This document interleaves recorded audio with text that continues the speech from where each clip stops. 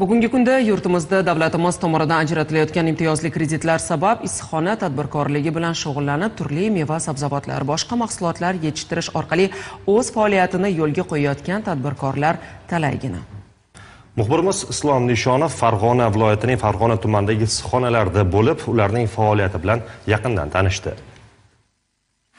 Farg'ona tumanidagi issiqxonadamiz. Pishib yetilayotgan hosillarni ko'rib ko'z quvnaydi, dil yayraydi. Mas'uliyati cheklangan jamiyatga qarashli issiqxonalardan birida qulupnay, boshqasida pomidor, yana birida bodring yetishtirilmoqda. Hozirgi texnika texnologiyalari rivojlanib, yilning har qaysi faslida istalgan meva va sabzavotlarni topish muammo bo'lmay qoldi. Lekin baribir qishli qirovli kunlarda bu tabiat ne'matlarini g'arq pishganini ko'rish, ta'midan tatib ko'rish baribir boshqachada. Bu yurtimizda mazkur tarmoqni rivojlantirish, issiqxonachilik bilan shug'ullanaman yoki bog' yarataman degan aholi hamda tadbirkorlarni qo'llab-quvvatlash borasidagi ishlarning samarasi desak mubolag'a bo'lmaydi. Intensiv usulda meva va sabzavotlar yetishtiruvchilarga ko'plab qulayliklar bor deydi Agrosanoatni rivojlantirish agentligi mutaxassisi biz bilan suhbatda.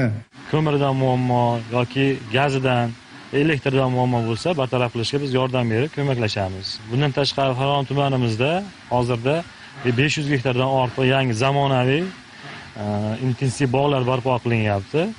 Intensiv bog'lar barpo qilishda yangi tartibda subsidiyalarimiz ham bor. 60 sotiq issiqxonada 10 ga yaqin ishchi doimiy ish bilan ta'minlangan. Yil bo'yi almashlab har xil ekinlar ekilaveradi.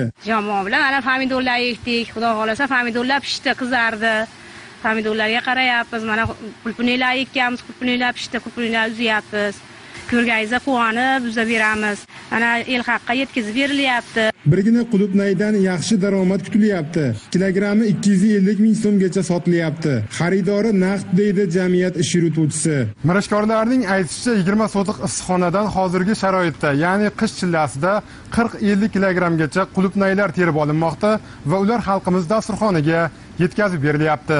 Hokimlik va Agrosanoatni rivojlantirish agentligi mutaxassislaridan olingan ma'lumotlarga ko'ra, Farg'ona tumanida 20 gektar maydonda yirik issiqxonalar mavjud. Ularga sug'orish tizimlari o'rnatish va chet eldan ekinlar ko'chatlarini olib kelish uchun tadbirkorlarga subsidiyalar ajratiladi. Aholi xonadonlarida esa 750 dan ziyod issiqxonalar bor. Ular asosan limonchilik va sabzavotchilikka ixtisoslashgan. Mutaxassislarning aytishicha, o'zining malinachiligi bilan dong taratgan tumanda ayni yo'nalishdagi issiqxonalar barpo etish va malinadan ham yil bo'yi hosil olish bo'yicha loyihalar tayyorlanmoqda.